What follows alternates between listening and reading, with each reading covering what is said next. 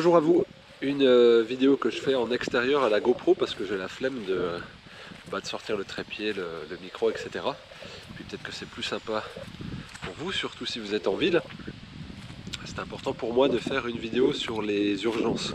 Là il y a le nouveau ministre de la Santé qui a été nommé, Monsieur Brown, qui était urgentiste, qui a passé d'urgentiste, donc on pourrait dire ça répond à la situation dramatique des urgences en France, sauf que ses premières déclarations, les premières mesures qu'il va devoir porter, voire supporter, indiquent plutôt le contraire. Alors j'ai choisi un titre un peu taquin, Urgence, bienvenue en Afrique. Alors évidemment, il ne faut pas le prendre comme quelque chose de méprisant vis-à-vis du continent africain ou des Africains, ça n'a rien à voir.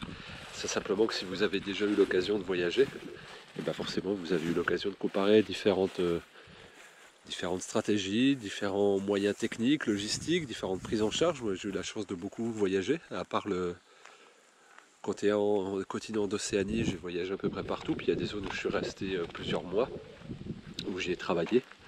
Donc voilà, j'ai eu l'occasion d'observer. Et donc je vais vous détailler pourquoi, pour deux raisons. En fait, j'ai utilisé cette comparaison qui est un petit peu aguicheuse aussi, pour que vous regardiez cette vidéo, parce que pour moi c'est d'importance de débattre de cela, parce qu'on est dans un climat qui est absolument catastrophique. Il y a quelques années encore, on se vantait d'avoir le meilleur système de santé et de soins au monde. Aujourd'hui, on n'entend plus personne qui peut avoir cette affirmation et cette prétention nationaliste. Alors, la première des choses, c'est de simplement se rendre compte que lorsqu'on a le besoin d'aller aux urgences, il y a une grande difficulté à pouvoir être pris en charge. Alors, on pourrait se dire, on patiente, sauf que il y a des personnes qui ont des problèmes graves, aigus, des maladies lourdes qui n'arrivent plus à se faire traiter, ou qui ont des mauvais diagnostics.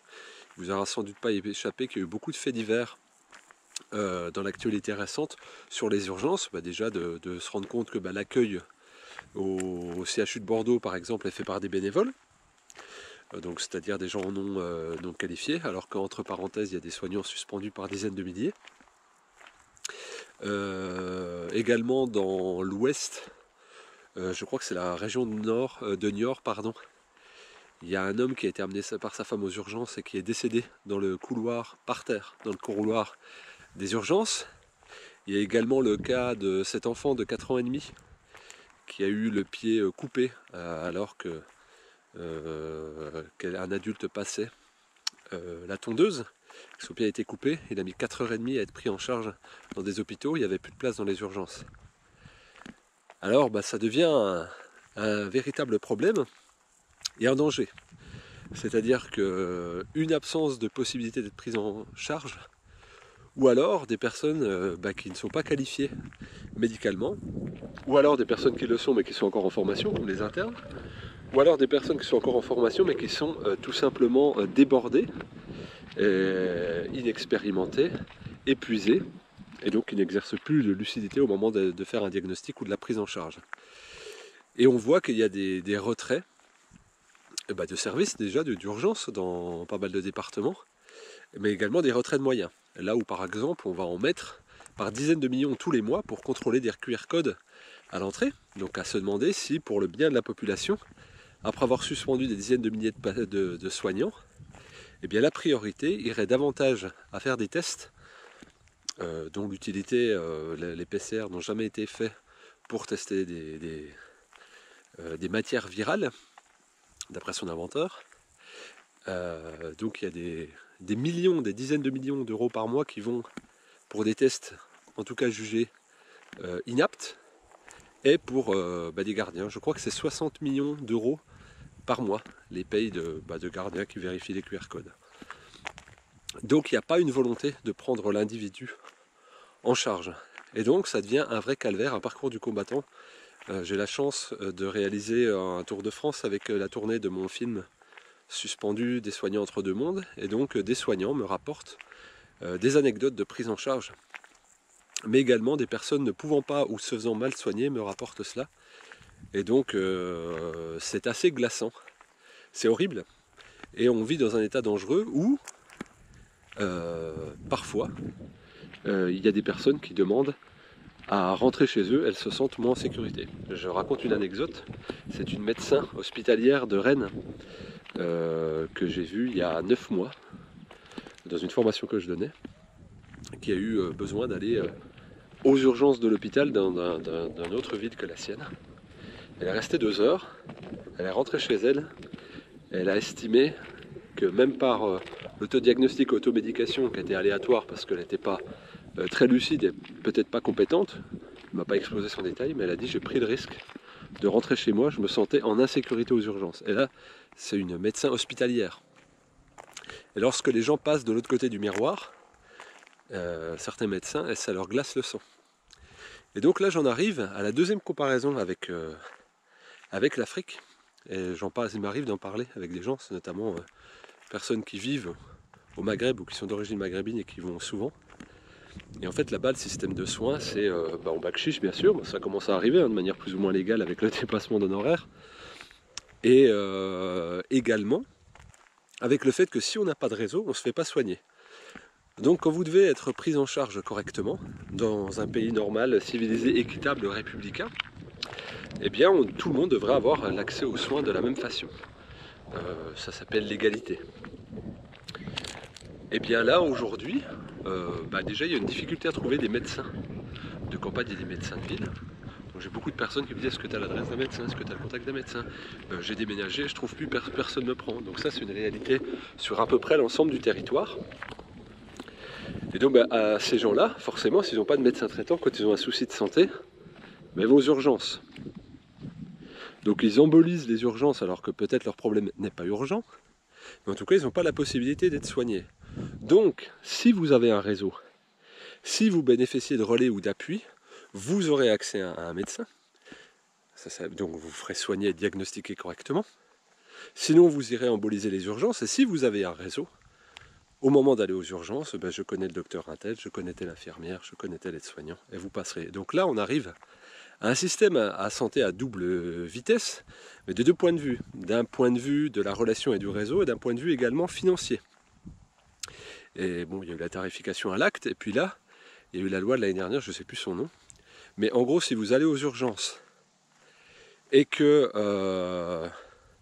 le motif n'est pas reconnu urgent, au moment de votre diagnostic, si vous faites rentrer chez vous, vous ne serez pas remboursé de votre consultation, elle vous sera due. Sauf que si je n'ai pas la possibilité d'avoir un médecin de ville qui me reçoit, comment je fais? On parle d'un pays, encore une fois, c'est 5, 6e puissance mondiale, qui se vantait il y a encore quelques années d'avoir le meilleur système de soins. Alors comment ça se fait qu'on a dégringolé? Eh bien simplement par une volonté, on va dire, maastrichtienne et strasbourgeoise. Il ne s'agit pas de... c'est des faits, hein, c'est juste l'application de textes européens depuis 1992 sur le démantèlement des services publics et le fait d'accorder plus de parts privées au système de soins. Mais pas qu'à la France, l'ensemble des pays de l'Union européenne. C'est pour ça que la France se faisait rappeler à l'ordre une dizaine de fois par an pour ne pas réduire assez vite les suppressions de postes, pour ne pas fermer assez vite des services. Et donc, eh bien, on se retrouve avec, comme ça, ainsi, en 15 ans, plus de 110 000 lits qui ont été supprimés à l'hôpital, simplement en appliquant des directives européennes. Et c'est le cas dans pas mal, alors c'est un rythme différent, mais c'est le cas dans l'ensemble des pays de l'Union européenne. Et donc la France paye des amendes si elle ne respecte pas ce rythme de dégradation. D'où le fait qu'il est extrêmement intéressant d'avoir des soignants suspendus parce que c'est un plan social à 0 €. Donc c'est une aubaine magnifique. Et en plus, on expulse les brebis galeuses du système, les moins dociles. Et en même temps, le fameux et en même temps, eh bien, on appelle à former 30 000 soignants. Voilà, et on est sûr que ce seront des moutons dociles, de la même façon que vous n'avez plus besoin de passer de concours pour faire l'école d'infirmier, qui dure 3 ans, alors qu'avant il y avait un concours qui était assez serré. Et donc là aujourd'hui on n'a plus besoin, parce qu'on ne recherche plus une qualité de soins, on cherche un fonctionnement très administratif, où l'humain n'a plus vraiment sa place. En gros on coordonne des choses, et donc il y aura des partenariats publics-privés, voire surtout du privé, qui sera coûteux. Donc le système de soins à 2 vitesses numéro 1, celui que je nommais, c'est-à-dire vous avez de l'argent, vous vous ferez soigner. Vous n'avez pas d'argent, il faut que vous croisiez les doigts ou vous fassiez de la relation de l'entre-gens pour avoir un réseau suffisant pour pouvoir vous faire prendre en charge. Et donc c'est pour ça que je dis, là on est vraiment sur le système à l'africaine avec la déliquescence et la corruption systémique qui fait que les moyens ne sont pas donnés au système de soins, puis qu'en gros on joue à plouf plouf quand on va aux urgences pour se faire prendre en charge.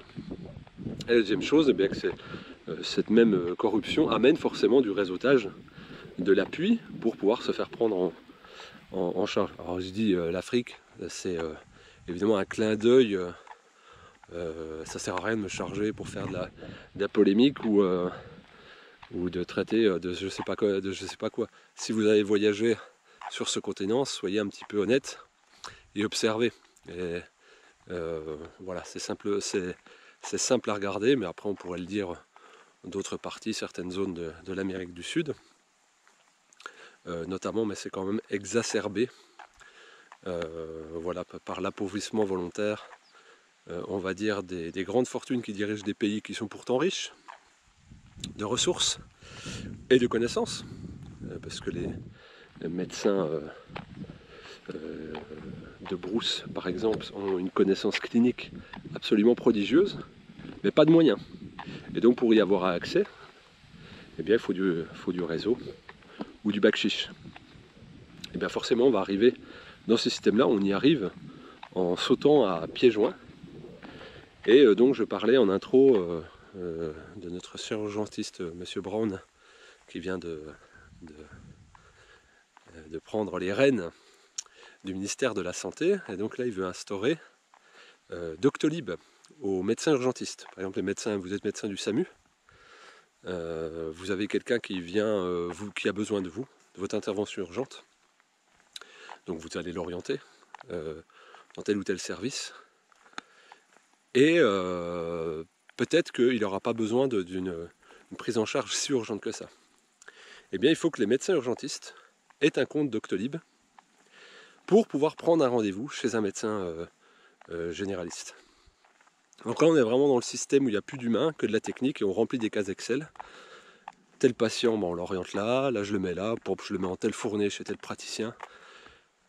Comme si une pratique en valait une autre, comme si une expérience en valait une autre, comme si un humain en valait un autre. On ne recherche plus la dévisualisation du soin. Et donc manque de moyens, manque de volonté, manque de personnel, manque d'humanité. On meurt aux urgences, clairement. On meurt de mauvais diagnostics, de mauvaise prise en charge. On meurt de manque de lits, manque de moyens. Est-ce que c'est noir? Eh bien non, évidemment, il y a toujours des solutions. Il n'y a jamais un problème unique. Ça nous pousse à quoi?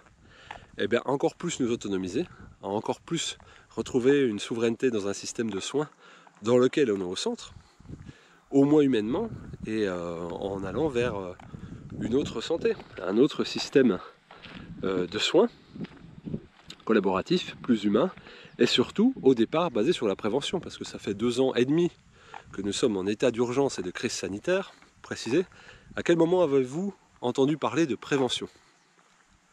À quel moment? Pour l'activité, pour la nutrition, pour l'immunité, pour la gestion des émotions, du stress, tous ces facteurs qu'on sait être absolument déterminants pour le bien-être et la santé, jamais. Eh bien je vous invite, et c'est le but de tout ce que je fais depuis presque 10 ans sur cette plateforme, mais depuis plus longtemps à travers les conférences, les consultations, les séminaires et autres, les stages et les formations, donner des clés de compréhension et d'action pour optimiser son terrain, prévenir sa santé, et ne pas être sujet à des aléas comme un virus ou un système d'urgence. Alors, je l'ai toujours dit, moi je suis pro-médecine, et là où il devrait y avoir le plus de moyens, c'est les urgences. C'est là où la médecine se montre souveraine et royale. Là, il y a un ravin à côté de moi, je tombe, je me fais une fracture ouverte. Je ne vais pas faire de la prévention. J'ai besoin d'une intervention chirurgicale rapide de la part de gens compétents et d'un système adéquat, système technique adéquat. je dois avoir une intervention chirurgicale, j'ai besoin d'anesthésiste, j'ai besoin d'éventuellement des réanimateurs si ça se passe mal, j'ai besoin de chirurgiens, j'ai besoin de médicaments, j'ai besoin de chimie synthétique, j'ai besoin de tout cela en fait pour me faire prendre en charge. Et bien là c'est une coopération, c'est là où la médecine est puissante, on lui enlève tous ses moyens. Et donc nous on peut retrouver une part de souveraineté en allant s'informer, en se responsabilisant et en gérant mieux nos émotions, en gérant mieux notre sommeil, en gérant mieux notre activité physique, en gérant mieux notre nutrition, en gérant mieux notre relation sociale et en étant équilibré au niveau psychologique, parce que tous ces facteurs-là, les confinements, les états de stress, les états de peur et d'angoisse, ont tout délabré. On dort mal, on stresse, on mange mal, on compense, on ne peut plus faire d'activité physique.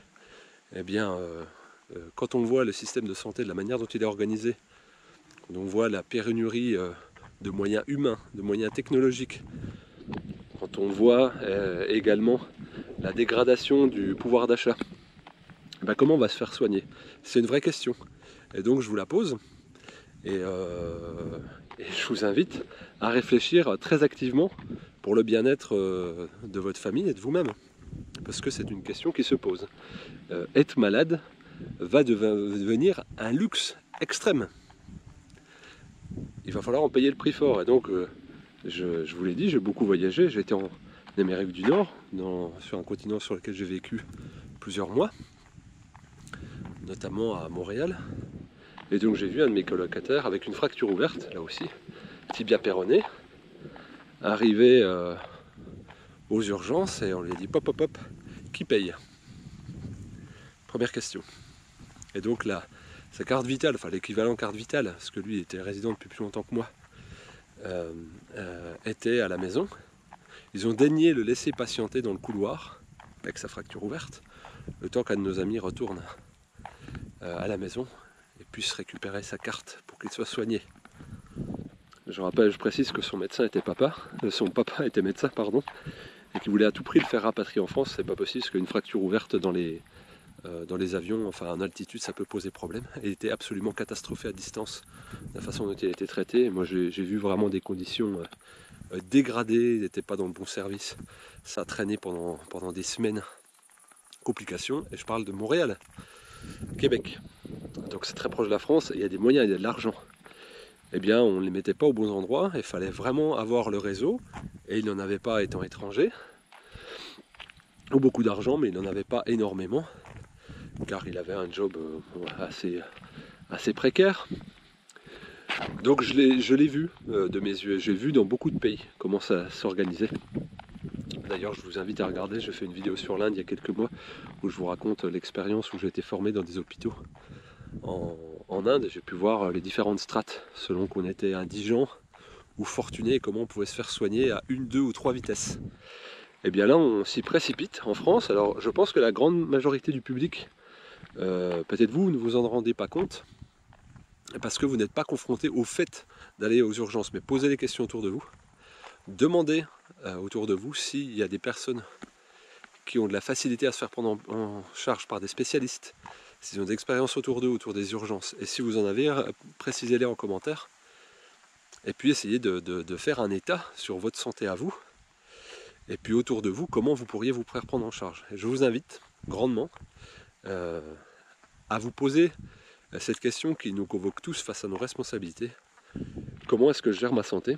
Comment est-ce que j'optimise mon terrain?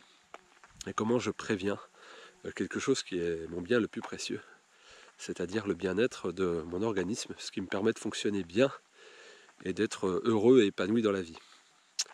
Voilà, je vous remercie de votre attention.